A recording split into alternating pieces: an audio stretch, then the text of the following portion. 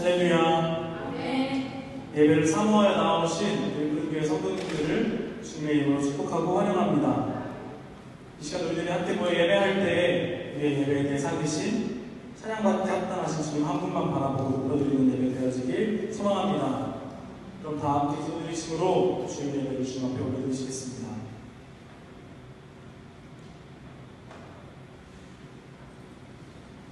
여호와께서 말씀하신다. 너희 목마른 자들아 다 물러나오라. 돈 없는 자도 와서 포도주와 우유를 거저 마셔라. 너희가 어째서 양식이 아닌 것을 위해 돈을 쓰며 만족을 주지 못하는 것을 위해 수고하느냐. 너희는 내 말에 귀를 기울여라. 그러면 너희가 좋은 것을 먹을 것이며 너희 영혼이 만족을 누릴 것이다. 너희는 나에게 나아와 귀를 기울이고 들어라. 그러면 너희 영혼이 살게 될 것이다. 내가 너희와 영원한 계약을 맺고 다윗에게 약속한 은혜의 축복을 너희에게 내려주었다. 이사야 55장 1절에서 3절 말씀입니다. 찬양받게 합당하신 주님, 이 시간 우리들이 주님 앞에 나왔습니다. 이 시간 우리가 주님을 높여드리며 함께 예배할 때에 주님께서 주시는 것들로 우리들의 마음을 채워나가길 소원합니다. 부족하지만 흔들어진 마음이 아닌 주님만 바라보며 예배하게 하여 주시고 우리들 모두가 주님을 마주하는 시간 될 수 있도록 이 예배를 주님께서 온전히 축복하여 주시고 역사해 주세요. 이 모든 것 주님께 온전히 맡겨드리오며 이 모든 말씀 우리 주 예수 그리스도의 이름으로 기도드렸습니다.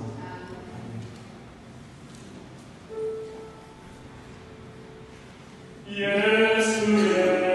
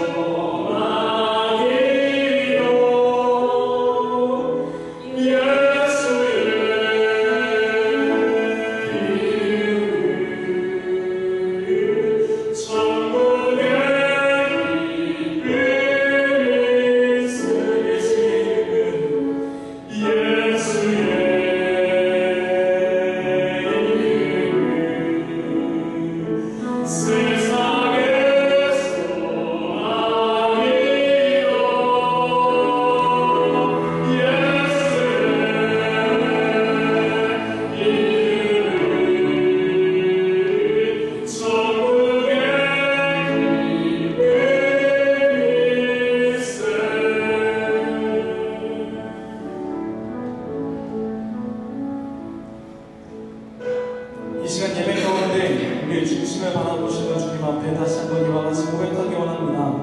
다 함께 주를 위한 이곳에 찬양하시겠습니다.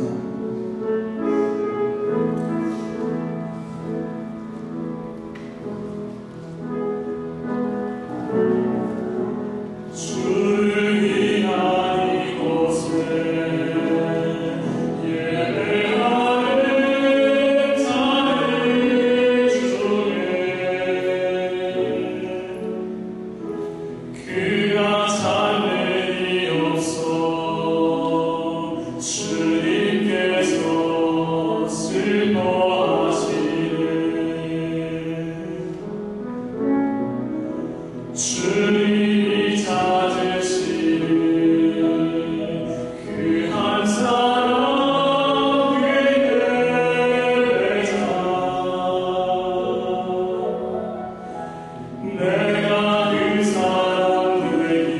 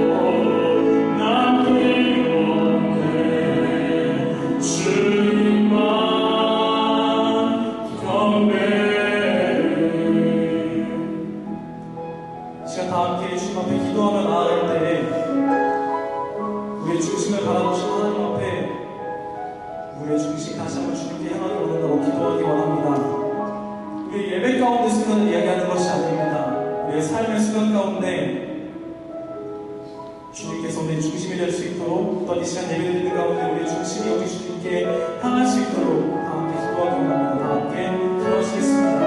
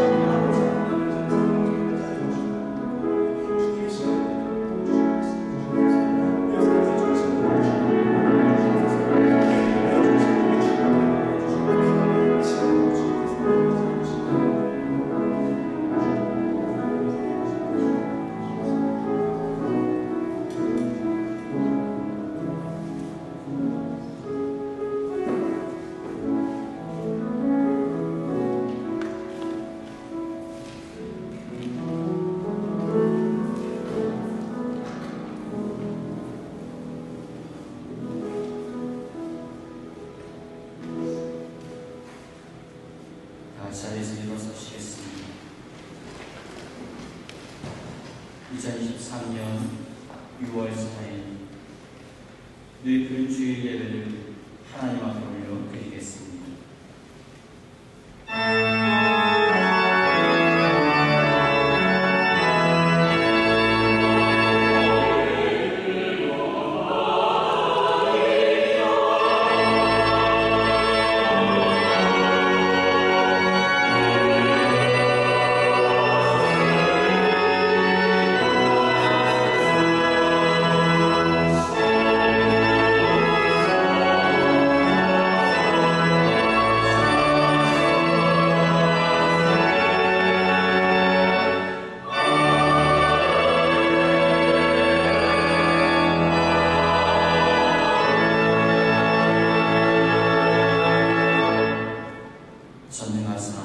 천지를 만드신 하나님 아버지를 내가 믿사오며 그 외아들 우리 주 예수 그리스도를 믿사오니 이는 성령으로 잉태하사 동정녀 마리아에게 나시고 본디오 빌라도에게 고난을 받으사 십자가에 못 박혀 죽으시고 장사한 지 사흘 만에 죽은 자 가운데서 다시 살아나시며 하늘에 오르사 전능하신 하나님 편에 앉아 계시다가 저리로서 산자와 죽은 자를 심판하러 오시리라. 성령을 믿사오며 거룩한 공예와 성부와 서로교도하는 것과 죄를 사하여 주시는 것과 몸이 다시 사는 것과 영원히 사는 것을 믿사옵나이다. 아멘. 서신 채로 찬송가 14장 찬양하시겠습니다.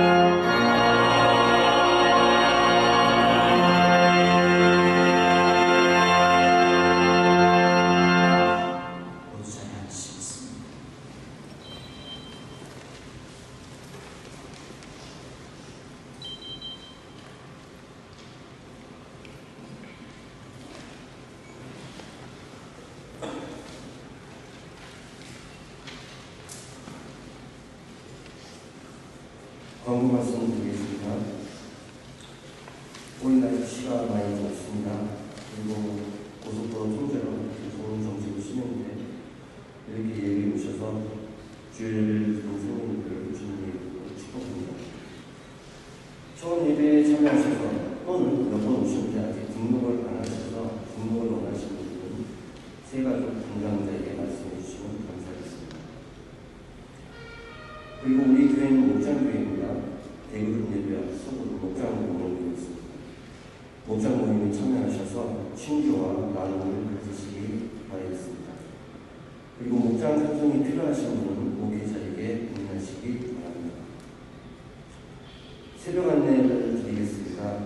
화요일과 금요일은 7시 교육관에서 예배를 드리고 있습니다. 그리고 수요일과 토요일은 온라인으로 예배를 드립니다. 기도와 말씀으로 승리하시기 바라겠습니다. 그리고 주일 예배 시에 조금 일찍 나오셔서 드려질 예배를 위하여 중보기도 해주시기 바랍니다.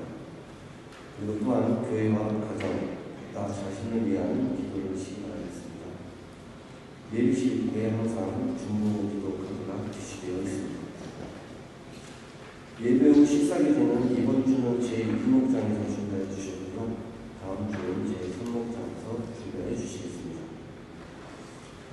그리고 가정 신방과 혹시 예배드리기 원하시는 분은 목회자에게 문의해 주시면 감사하겠습니다. 지난주 연합교회 성령 강림절 예배를 은혜감을 마쳤습니다. 기도와 섬김으로 사랑을 흘려보내 주신 모든 성도님들께 진심으로 감사드립니다. 그리고 이번 주 토요일 청년 예배가 있습니다. 6월 10일 토요일 16시 교육관에서 예배가 드려집니다. 함께 참여하시기 바라겠습니다. 그리고 2023년 어린이 연합 여름성경학교가 진행됩니다. 8월 10일 목요일부터 12일 토요일까지 라이트시 한인교회에서 주관하고요. 5개의 교회가 모여 연합으로 함께 모여집니다. 자라나는 다음 세대 우리 아이들이 먼저 말씀 안에서 아름답고 씩씩한 것을 자라날 수 있도록 기도해 주시기 바라겠습니다. 그리고 문의는 역시 우리 목회자님께 하시면 되겠습니다. 오늘 주일 10시에 주일 만찬을 진행합니다.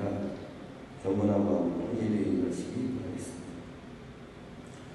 그리고 각 부서와 혹시 목장에 관련된 공지사항이 있으시면 목회자에게 알려주시면 감사하겠습니다.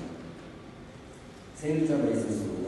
이세정 집사님 그리고 최지인자님 5월 30일 같은 날 생일이었습니다. 우리 박수로 축하해드리겠습니다.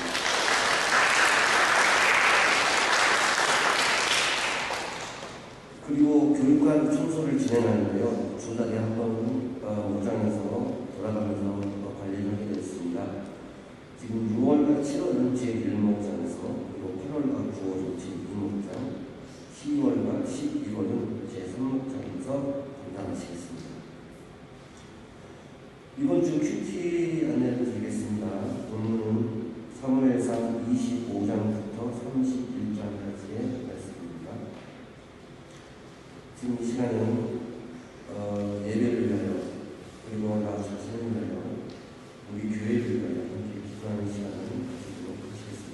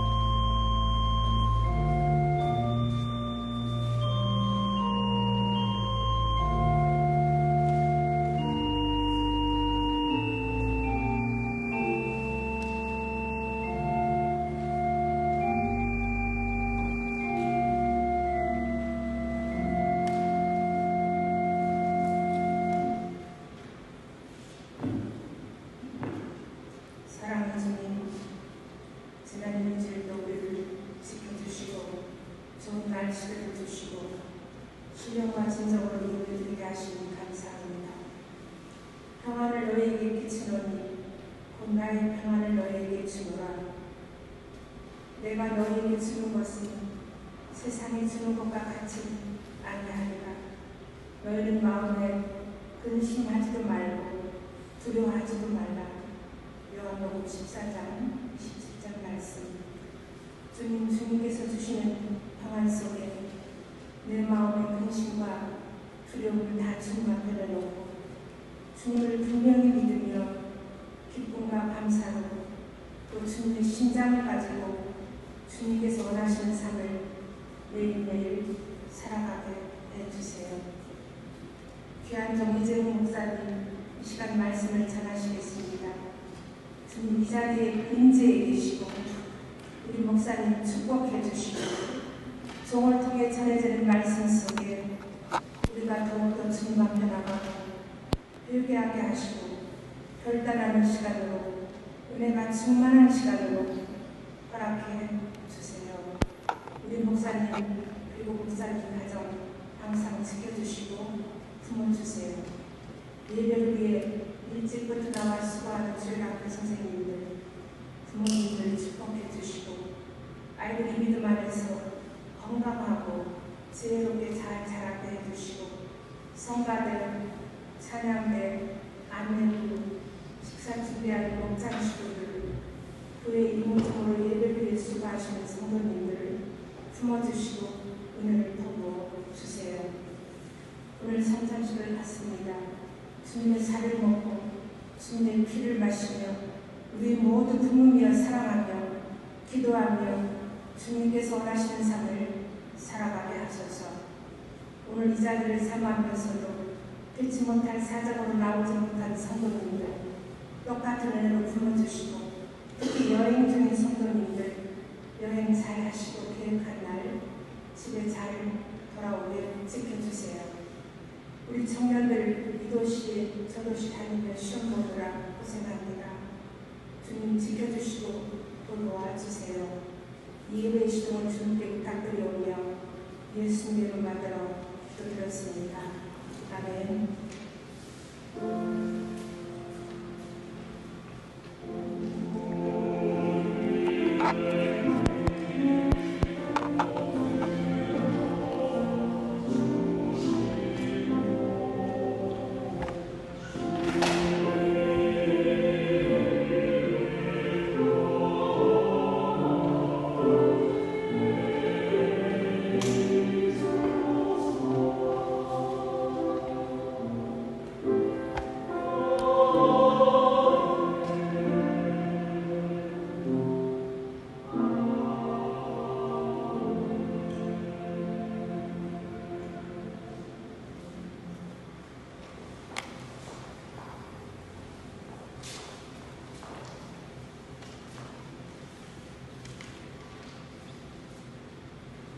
사랑하는 주님, 오늘도 주님 전에 나와 예배할 수 있는 건강 주시고 주님의 보호하심 아래 지난 한 주간도 무사히 지나게 하시니 감사합니다. 감사와 은혜의 마음을 담아 주님 앞에 작지만 소중한 예물을 올려드립니다. 오늘 드린 물질과 마음이 주님 역사하시는 능력의 통로가 될 수 있도록 도와주세요. 예수님 이름으로 기도드립니다.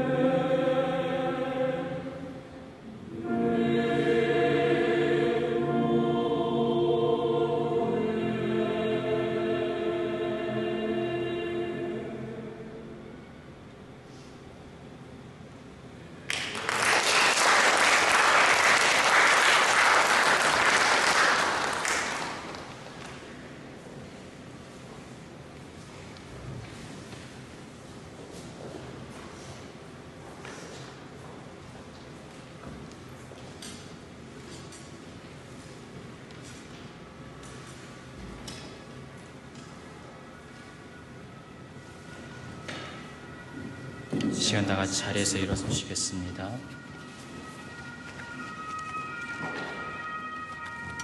오늘 우리에게 주신 하나님 말씀은 시편 19편 7절부터 11절까지의 말씀입니다. 시편 19편 7절부터 11절까지 말씀. 제가 한 절, 여러분들이 한 절 말씀을 교독하도록 하겠습니다. 여호와의 율법은 완전하여 영혼을 소생시키며 여호와의 증거는 확실하여 우둔한 자를 지혜롭게 하며 여호와의 율법은 정직하여 마음을 기쁘게 하여 여호와의 계명은 신결하여 눈을 밝게 하시도다. 여호와를 경외하는 도는 정결하여 영원까지 이르고 여호와의 법도 진실하여 다 의로우니 그 많은 신부보다 더 선할 것이며 꿀과 시집물보다 더 달달하다. 합독하시겠습니다. 또 주의 종이 이것으로 경고를 받고 이것을 지킴으로 상이 크나이다. 아멘. 모두 자리에 앉으시겠습니다.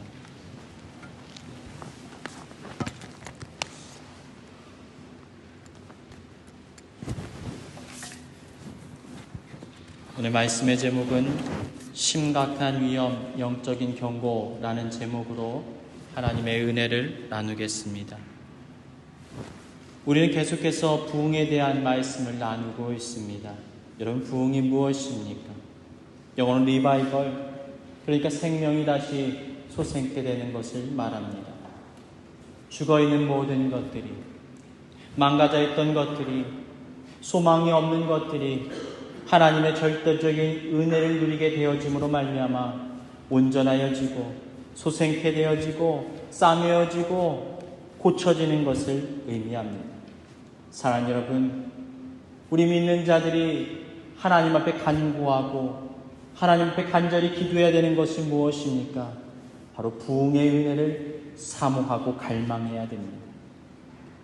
그가 사모하는 영혼을 만족하게 하신다라는 성경의 말씀을 붙들고 주님 앞에 나아가 도우심을 간청하는 저와 여러분의 삶이 되시길 주님의 이름으로 축복합니다.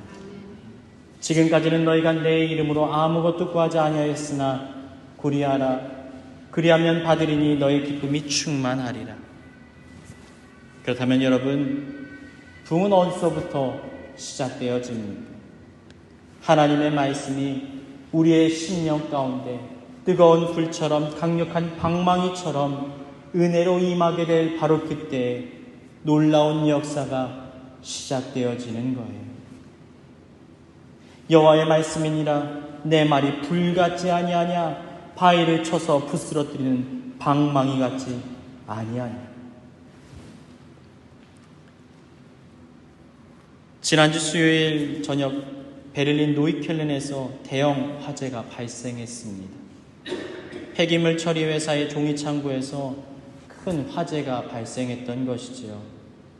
엄청난 연기가 뿜어져 나와서 온 하늘을 뒤덮었고 아마 베를린 시내에 사는 사람들이 하늘을 보면서 무언가 일이 났구나 라는 것을 느낄 정도로 뜨거운 연기가 솟아 나왔습니다.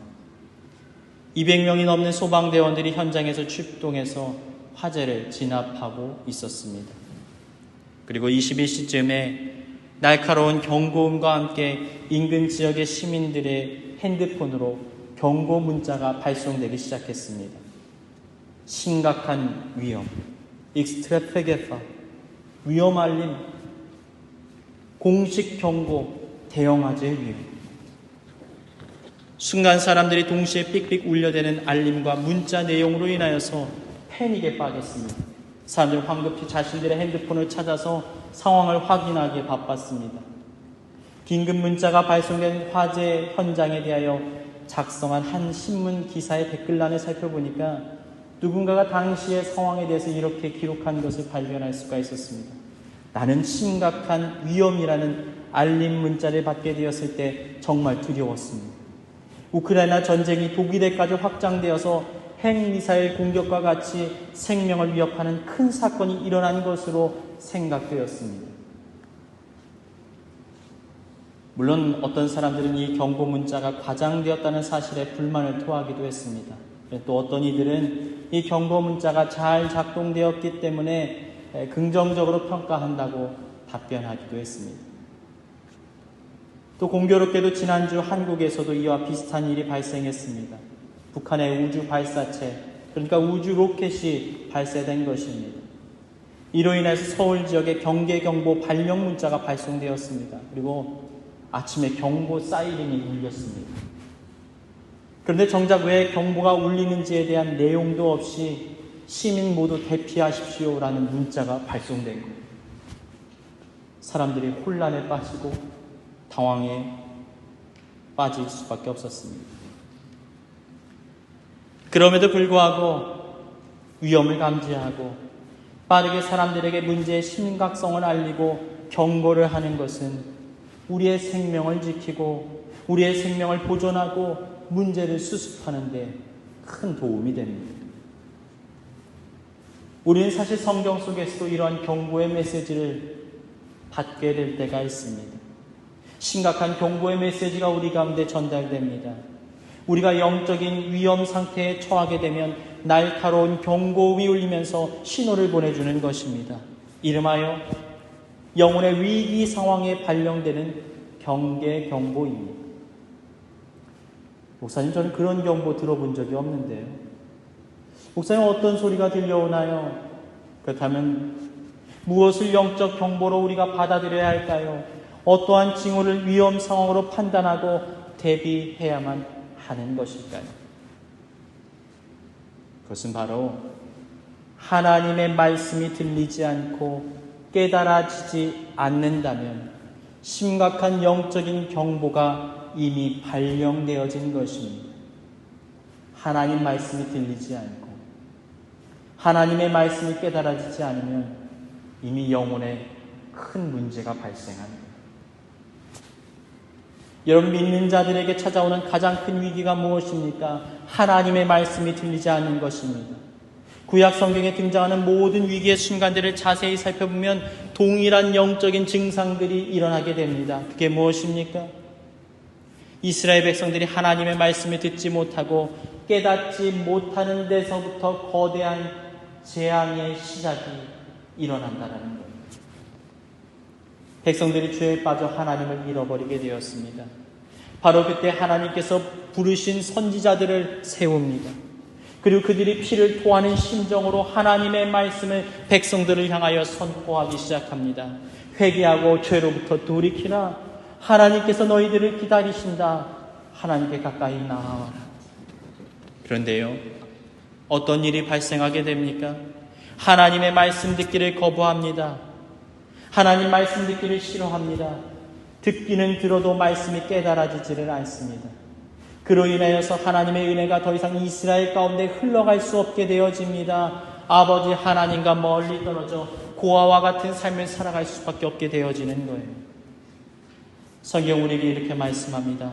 잠언 1장 23절부터 26절 새 번역입니다. 너희는 내 책망을 듣고 돌아서거라. 보아라, 내가 내 영을 너에게 보여주고 내 말을 깨닫게 해주겠다. 그러나 너희는 내가 불러도 들으려고 하지 않고 내가 손을 내밀어도 거들떠보려고도 하지 않았다.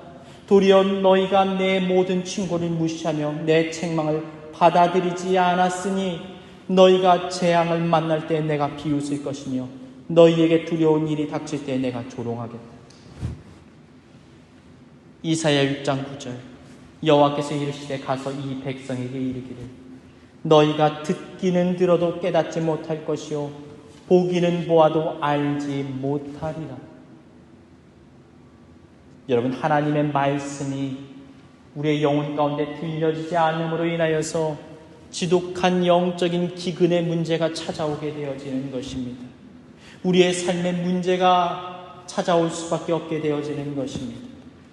아모스 8장 11절 주 여호와의 말씀이니라. 보라, 날이 이를지라 내가 기근을 땅에 보내리니 양식이 없어 주림이 아니요 물이 없어 가람이 아니요 여호와의 말씀을 듣지 못한 기갈이. 사랑 여러분, 혹시 여러분의 영적인 상태는 지금 어떠합니까? 말씀을 향한 갈급한 심령이 사라져 있지는 않습니까? 혹시 말씀이 들리지 않습니까? 그렇다면 지금 이미 심각한 경고가 발효된 거예요. 여러분의 영혼에 울려 퍼지는 이 경고를 들으십시오. 그리고 하나님 앞에 나아가 말씀의 은혜를 달라고, 말씀을 깨달을 수 있도록, 말씀을 사모할 수 있도록 은혜를 달라고 간구하십시오. 영적인 귀와 눈이 열리시길 주님의 이름으로 축복합니다. 그런데 목사님, 궁금한 것이 있어요. 말씀이 들리지 않고 깨달아지지 않는 것이 왜 문제가 됩니까? 여러분, 우리는 말씀을 통해서만이 하나님을 만날 수 있고 은혜를 누릴 수 있기 때문입니다. 우리 피조물 된 인간은 전능하신 우주 만물의 창조되신 하나님을 감히 알 수가 없어요. 우리 인간의 인성으로는 하나님께 감히 가까이 나아갈 수가 없습니다. 이해할 수도 없고 만날 수도 없습니다. 저명한 신학자는 이렇게 말합니다. 인간이 하나님에 대해서 알고자 하는 것은 모기가 바닷물을 모두 빨아들이려고 하는 것과 같다. 그런데 여러분, 우리 하나님께서 이 땅 가운데 자신을 스스로 드러내셨습니다. 무엇을 통해서요? 바로 말씀을 통하여서 세상 가운데 자신을 계시하신 것입니다. 그래서 성경 우리에게 이렇게 말씀하고 있는 거예요. 요한복음 1장 1절, 태초에 말씀이 계시니라. 이 말씀이 하나님과 함께 하셨으니 이 말씀은 곧 하나님이시니라. 요한복음 1장 14절 말씀 한번 읽어볼까요? 시작. 말씀이 육신이 되어 우리 가운데 거하심에 우리가 그의 영광을 보니 아버지의 독생자의 영광이요 은혜와 진리가 충만하더라. 아멘. 이제 우리는 하나님의 말씀을 통하여서 시간과 공간을 초월하여 하나님을 만나고 하나님을 알 수 있게 되어진 거예요. 하나님의 말씀을 가까이 할 순간, 하나님의 말씀을 더욱더 가까이 하게 되는 그 순간부터 하나님을 우리는 더욱 깊이 알아가게 됩니다. 하나님을 더욱 가까이 하게 되어지는 거예요. 때때로 우리는 어떠한 신비스럽고 기이한 체험을 한 사람들의 이야기를 듣게 될 때가 있습니다. 영적인 황홀경에 빠져들었다가 전율이 돋는 것 같은 영적인 세계를 체험했노라고 말합니다. 그런데 여러분, 만약 이 모든 체험들이 하나님의 말씀에 근거하지 않는다면 그것은 거짓된 체험이거나 하나님께서 주신 것이 아닐 수가 있습니다. 여러분, 우리는 오직 말씀이 증언하시는 그 하나님을 통해서만이 구원의 은혜를 누리고 새 힘을 얻게 되고 생명을 누리게 되어지는 것입니다. 믿으시길 주님의 이름으로 축복합니다. 성경은 하나님에 대하여 이렇게 증언하고 있습니다. 요한에서 5장 11절부터 13절, 또 증거는 이것이니 하나님이 우리에게 영생을 주신 것과 이 생명이 그의 아들 안에 있는 그것이니라. 아들이 있는 자에게는 생명이 있고 하나님의 아들이 없는 자에게는 생명이 없느니라. 내가 하나님의 아들의 이름을 믿는 너희에게 이것을 쓰는 것은 너희로 하여금 너희에게 영생이 있음을 알게 하려 함이라. 말씀이 기록된 이유가 뭐라고요? 영생이 있음을 깨닫게 하려 함이라는 거예요. 하나님이 어떻게 우리를 사랑하셨고 어떻게 우리에게 은혜를 베풀어 주셨는지를 말씀을 통하여 깨닫게 하신다라는 것입니다. 또 우리는 말씀을 통하여 자신을 드러내시는 그 하나님을 통하여서 두려움에서 벗어나 기쁨과 평안함과 안식을 누리며 삶을 살아갈 수 있게 되어집니다. 우리가 사랑하는 말씀 이사야 41장 10절, 두려워하지 마라. 내가 너와 함께합니다. 놀라지 말라. 나는 내 하나님이 됨이니라. 내가 너를 굳세게 하리라. 참으로 너를 도와주리라. 참으로 나의 의로운 오른손으로 너를 붙들리라. 요한복음 14장 27절, 평안을 너희에게 끼치노니 곧 나의 평안을 너희에게 주노라. 내가 너희에게 주는 것은 세상이 주는 것 같지 아니하느냐. 너희는 마음에 근심하지도 말고 두려워하지도 말라. 하나님 말씀을 통하여 지금도 우리에게 말씀하고 계십니다. 내가 어떤 존재인지 말씀을 통해서 깨닫기를 원하십니다. 그래서 우리에게 성경을 허락하십니다. 그렇기 때문에 성경을 멀리한다라는 것, 말씀을 가까이 하지 않는다라는 것은 하나님을 멀리하는 것입니다.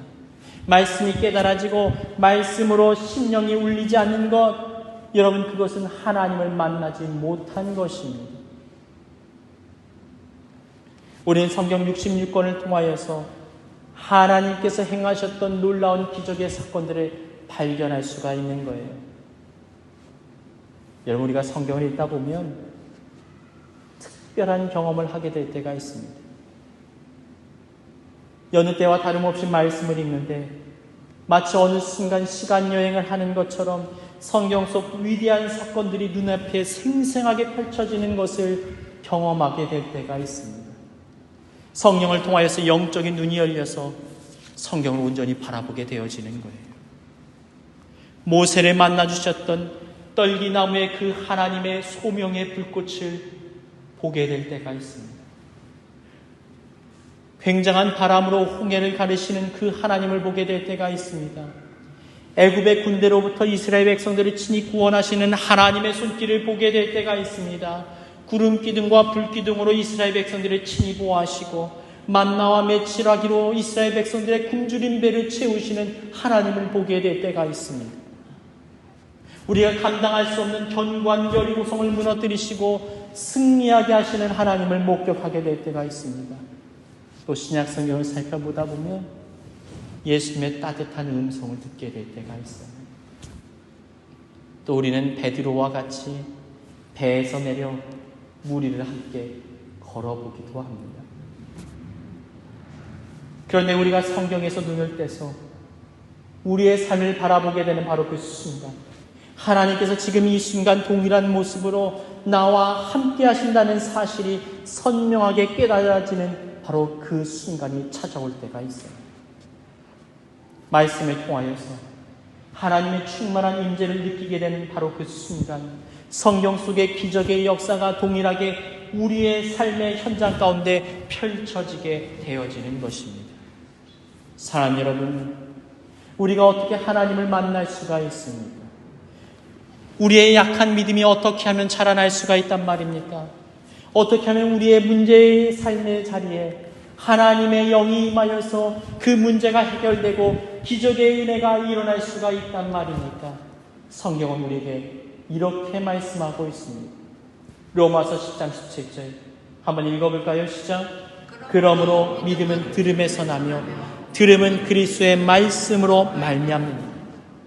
여호수아 1장 8절 이 율법책을 내 입에서 떠나지 말게 하며 주야로 그것을 묵상하여 그 안에 기록된 대로 다 지켜 행하라. 그리하면 내 길이 평탄하게 될 것이며 내가 형통하리라. 평탄하기를 원하십니까?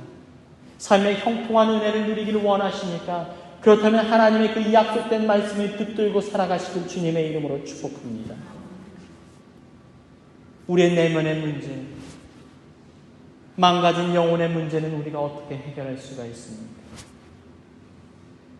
히브리서 4장 12절 하나님의 말씀은 살아있고 활력이 있어 좌우의 날선 어떤 것보다도 예리하여 혼과 영과 및 관절과 골수를 찔러 쪼개기까지 하며 또 마음과 생각과 뜻을 판단하나니. 마치 의사의 메스와 같이 하나님의 말씀이 우리의 영혼 가운데 자리하게 되면 우리의 망가진 육체를 다시 싸매어 주신다라는 것입니다. 치료해 주신다라는 것입니다. 고쳐 주신다라는 것입니다. 우리의 영혼 깊숙한 곳으로부터 시작된 문제의 상황들을 극복해 주시겠다고 성경이 말씀하고 있는 거예요. 여러분, 하나님의 마음에 합한 자라고 불렸던 다윗이 하나님의 말씀을 대할 때 어떠한 심정으로 그 말씀에 대했는지, 그가 얼마나 하나님의 말씀을 사랑했는지 그의 진실된 고백을 한번 들어보지 않으시겠습니까? 시편 19편 7절부터 11절 유진 피터슨의 메시지 성경으로 한번 읽어보겠습니다. 하나님의 계시는 온전하여 우리의 삶을 회복시키시고 하나님의 이정표는 확실하여 바른 길을 알려줍니다.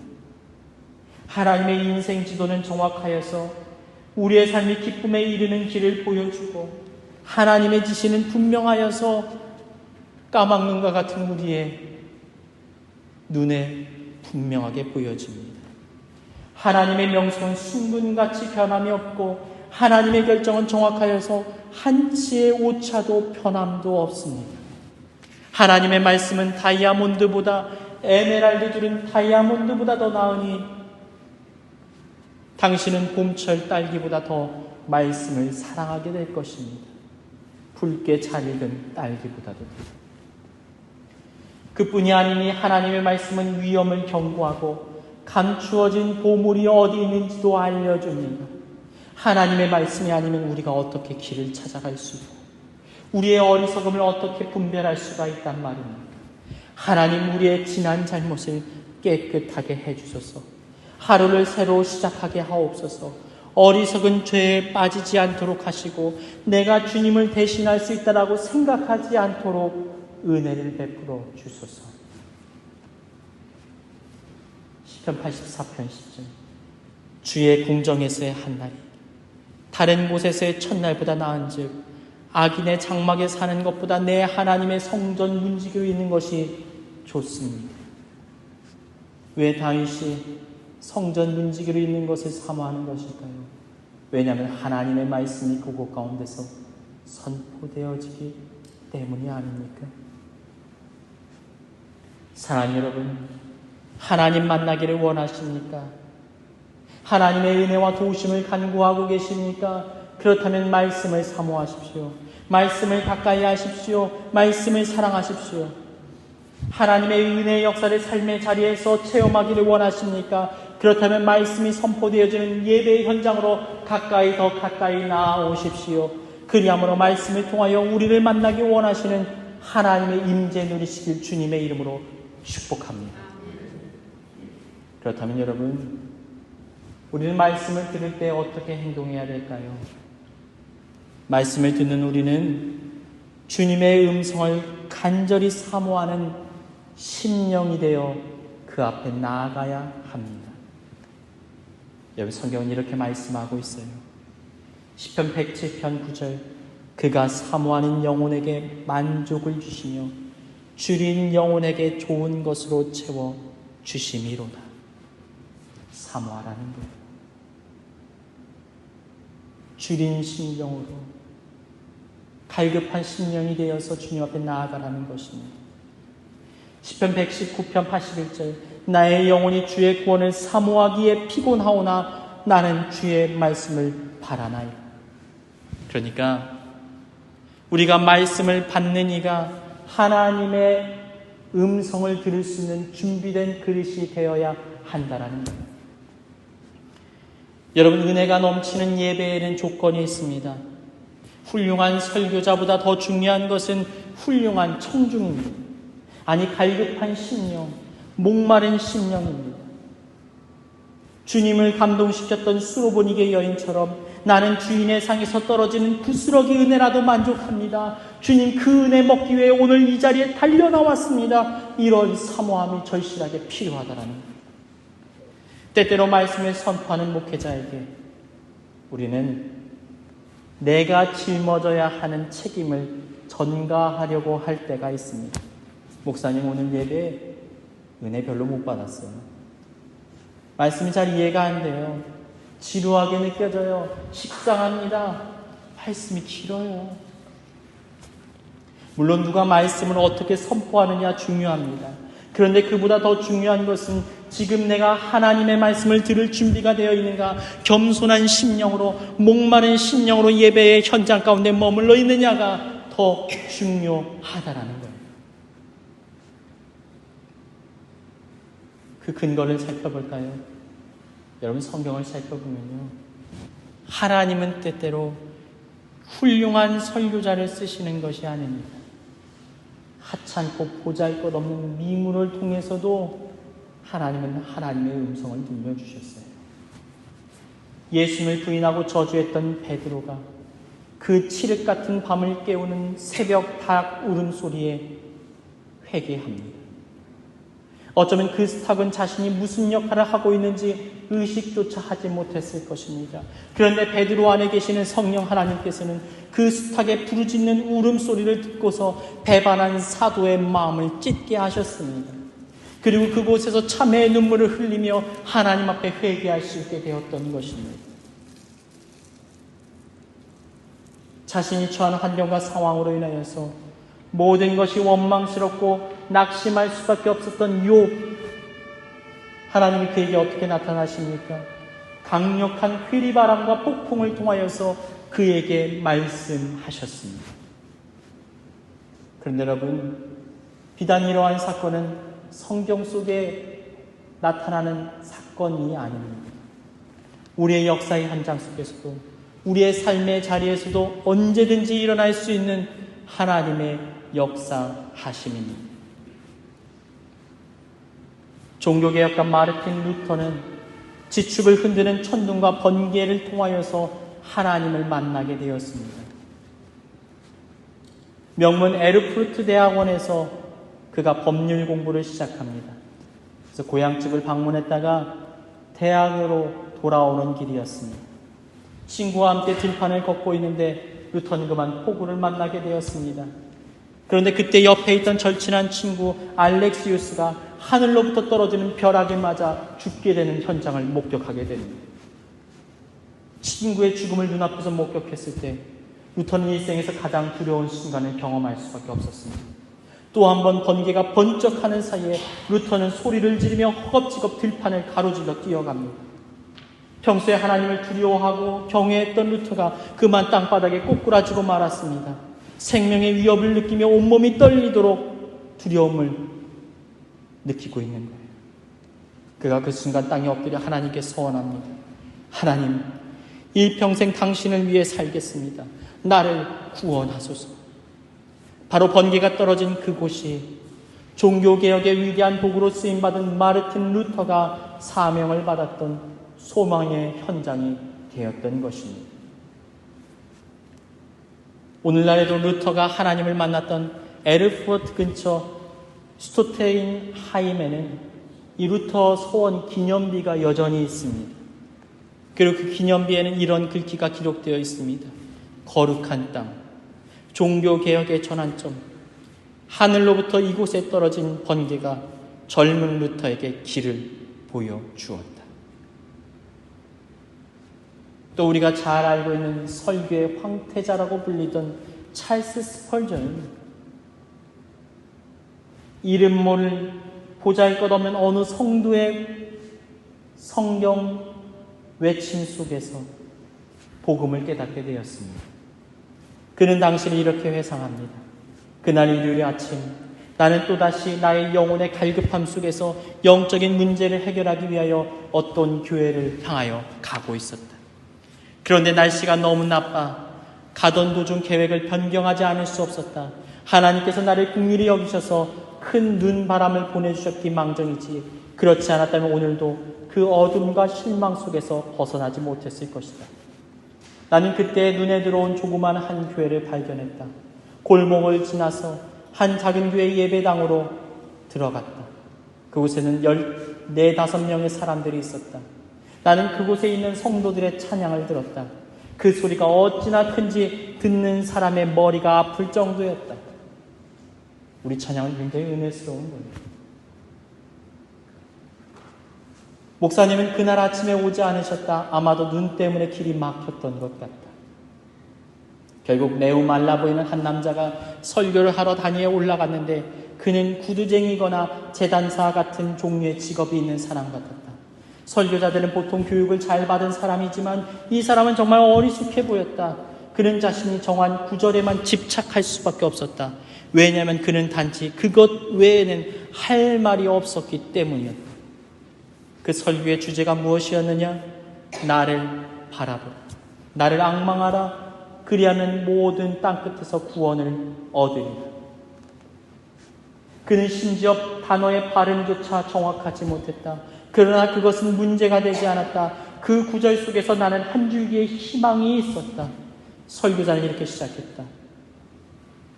이것은 사실 매우 간단한 구절입니다. 성경은 바라보라고 말씀하십니다. 우리가 보는 것에는 고통이 따르지 않습니다. 그것은 여러분의 발이나 손을 움직이게 하지 않습니다. 단지 바라보는 것뿐입니다. 바라보는 것을 배우기 위해 대학까지 갈 필요가 없습니다. 당신들은 바보들 중에 바보일 수도 있습니다. 그러나 바라볼 수는 있습니다. 누구나 바라볼 수 있습니다. 심지어 어린이들조차도 그렇게 할 수 있습니다. 그런데 나는 그때 즉시 구원을 보았다. 나는 그가 말하는 다른 것들을 이해하지 못했다. 왜냐하면 대부분의 말씀에 주의를 기울이지 못했기 때문이다. 하지만 하나의 생각이 온통 나를 감쌌다. 나는 수십 가지의 일을 하기 위해 기다려왔지만 바라보라! 그 말씀을 들었을 때 얼마나 감미로웠는지 나는 눈이 빠져나갈 정도로 하나님을 바라보았다. 그곳에서 나의 영혼을 가리고 있던 구름이 거치었다. 어둠이 물러가고 태양이 비추이는 것을 나는 느꼈다. 그 순간 나는 일어나서 그들 중에 가장 열정적인 사람들과도 같이 그리스도의 소중한 피와 그리스도 자신만을 바라보라는 간단한 진리를 찬송하고 싶은 생각이 절로 났다. 주 예수를 믿으라. 그리하면 내가 구원을 얻으리라. 그러나 나는 이제 분명히 그 말씀이 위대한 하나님의 말씀임을 이제야 느낄 수 있으므로 나도 이제 이렇게 찬양할 수가 있게 되었다. 그날의 기쁨은 이루 형언할 수 없었음을 나는 증언한다. 나는 춤을 추고 기뻐 뛸 정도로 나의 마음은 가눌 길이 없었다. 아무리 열정적인 표현을 쓰더라도 그 순간의 기쁨에 미치지 못할 것이다.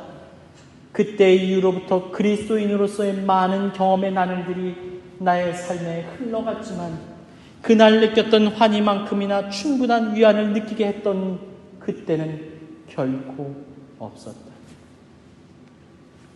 사랑하는 여러분, 우리는 여기서 중요한 영적인 비밀 한 가지를 깨달을 수가 있습니다. 하나님께서는 들을 준비가 되어 있는 갈급한 영혼을 가진 자들의 마음 가운데 말씀의 은혜를 부어주시는 거예요. 겸손한 심령이 되어 하나님의 음성을 사모하는 자에게 말씀을 깨닫는 은혜를 베풀어 주신다는 것입니다. 그러나 아무리 말씀의 은혜가 흘러 넘친다 할지라도 마음의 준비가 되어 있지 않은 사람에게는 은혜가 임할 수가 없다라는 것입니다. 매 주일 일주일에 한 번 교회에 나와 아무리 하나님의 말씀을 듣는다 할지라도, 아니 매 순간 하나님의 말씀이 온 지면과 지축을 뒤흔들며 우리에게 말씀하신다 할지라도 준비되어 있지 않은 심령, 마음을 닫아버린 심령 가운데는 아무것도 들리지 않고 아무것도 깨달아지지 않는다라는 것입니다. 사랑하는 여러분, 오늘 주님은 우리에게 이렇게 말씀하고 계십니다. 말씀을 사랑하라. 말씀을 가까이 하라. 간절하고 절박한 심령이 되어서 하나님의 은혜를 사모하라고 지금 말씀하고 계십니다. 그리고 여러분, 말씀을 통하여 만났던 하나님을 여러분이 만난 다른 이들에게도 전하십시오. 말씀을 선포하십시오. 너는 진리의 말씀을 옳게 분별하여 부끄러울 것이 없는 일꾼으로 인정된 자로 자신을 하나님 앞에 드리기를 힘쓰라. 너는 말씀을 전파하라. 때를 얻든지 못 얻든지 항상 힘쓰라. 범사의 오래 참음과 가르침으로 경책하며 경계하며 권하라. 그리하므로 하나님의 말씀을 통하여서 부흥의 은혜가 우리의 삶의 모든 자리와 주님의 몸된 교회 가운데 넘쳐나기를 주님의 이름으로 축원합니다.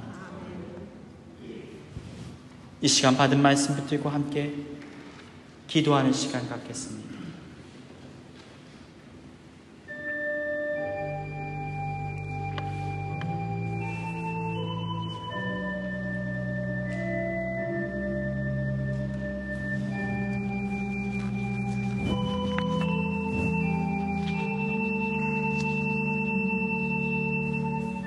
그가 사모하는 영혼에게 만족을 주시며 줄인 영혼에게 좋은 것으로 채워주시미로다. 사랑의 주님, 이 시간 갈급하고 목마른 심령으로 주님 앞에 나아왔습니다. 주님을 감동시켰던 수로보니게 여인처럼 나는 주인의 상에서 떨어지는 부스럭이라도 먹기를 원합니다. 주님, 나에게 은혜를 베풀어 주옵소서. 오늘 이 사모하는 심정으로 주님을 만나고픈 사모하는 영혼을 품고 이 자리에 나왔습니다. 주님, 오늘 이 예배의 순간 나를 만나 주옵소서. 말씀을 통하여 우리에게 말씀하여 주옵소서. 성령 하나님, 우리 가운데 임하심으로 레마의 말씀으로 오늘 우리의 삶의 심령 가운데 뜨거운 불처럼 방망이처럼 임하여 주옵소서. 이 시간 다 같이 기도하시겠습니다.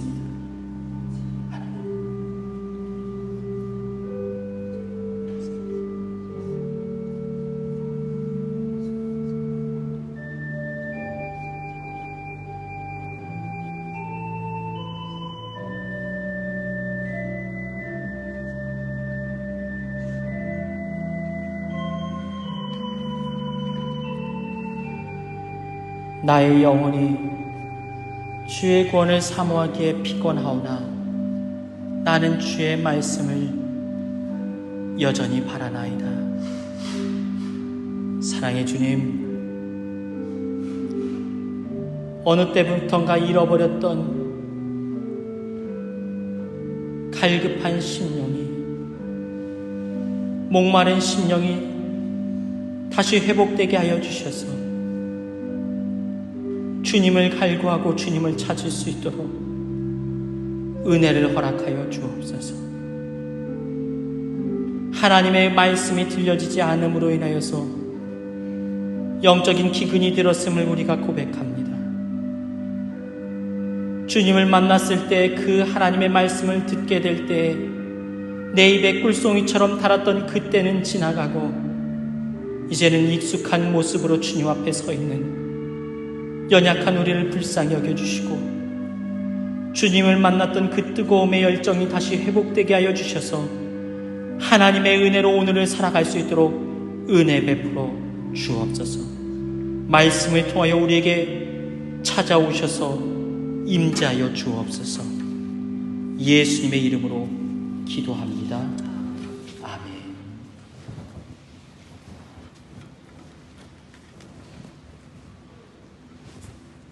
이 시간 찬송가 143장 웬 말인가 날 위하여 1절부터 3절을 찬양하시겠습니다.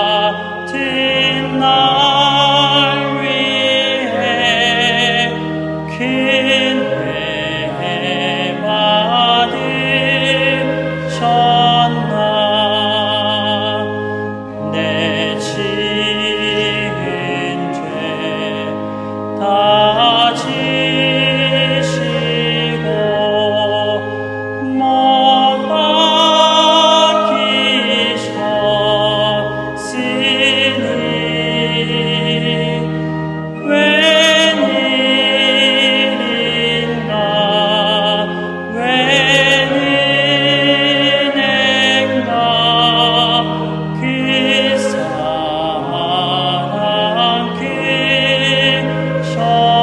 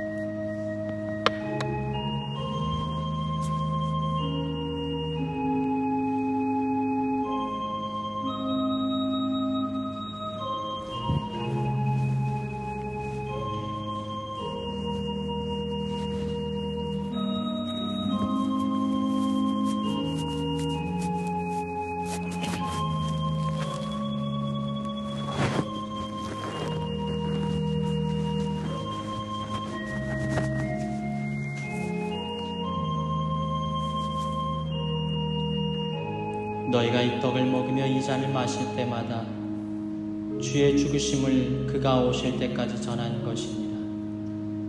그러므로 누구든지 주의 떡이나 잔을 합당하지 않게 먹고 마시는 자는 주의 몸과 피에 대하여 죄를 짓는 것이니라. 사람이 자기를 살피고 그 후에 이 떡을 먹고 이 잔을 마실지니 주의 몸을 분별하지 못하고 먹고 마시는 자는 자기의 죄를 먹고 마시는 것이니라. 혹시 아직 신앙에 확신이 없거나 주의 만찬 대하는 것이 마음에 어려움으로 다가오는 분은 다음번 예식에 참여하시기를 바랍니다.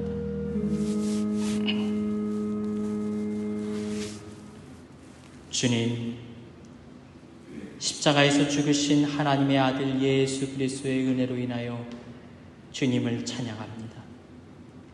나의 의로서는 감히 주님의 만찬을 대할 수가 없지만 주님의 은혜로 이 만찬에 참여하게 되었습니다. 주님의 별로 저희의 죄악을 사하여 주옵시고 우리의 심령을 깨끗하게 하시고 새롭게 하여 주옵소서. 살아계신 주님의 임재를 보게 하여 주옵소서. 예수님의 이름으로 기도합니다. 아멘. 이제 주의 만찬을 시작합니다.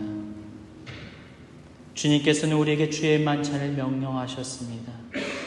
주님께서 다시 오실 때까지 이 의식을 행하라고 우리에게 말씀하셨습니다. 우리는 이 의식을 통하여서 주님께서 우리에게 의도하신 4가지의 교훈을 얻을 수가 있습니다. 첫 번째로 주의 만찬은 과거에 그리스도께서 우리의 죄를 구원하시고자 죽은 것을 기억하고 십자가에서 흘리신 보혈을 바라보는 의식입니다. 두 번째로 주의 만찬은 현재 그리스도 안에서 나의 삶에 합당하지 않은 죄가 있지 않은지를 살피고 내가 주님 안에 머물러 있는지를 돌아보는 의식입니다.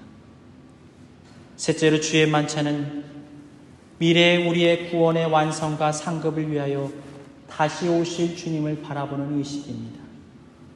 마지막 4번째로 주의 만찬은 먼 훗날 우리 믿는 자들이 천국에서 영원토록 맛보게 될 천국의 잔치를 주께서 허락하신 이 공동체 안에서 미리 경험하는 의식입니다. 내가 너희에게 전한 것은 주께 받은 것이니 곧 주 예수께서 잡히시던 밤에 떡을 가지사 축사하시고 떼어 이르시되 이것은 너희를 위하는 내 몸이니 이것을 행하여 나를 기념하라 하시고 그들이 먹을 때 예수께서 떡을 가지사 축복하시고 떼어 제자들에게 주시며 이르시되 받아서 먹으라 이것은 내 몸이니라 하시고 식후에 또한 그와 같이 잔을 가지시고 이르시되 이 잔은 내 피로 세운 새 언약이니 이것을 행하여 마실 때마다 나를 기념하라 하셨으니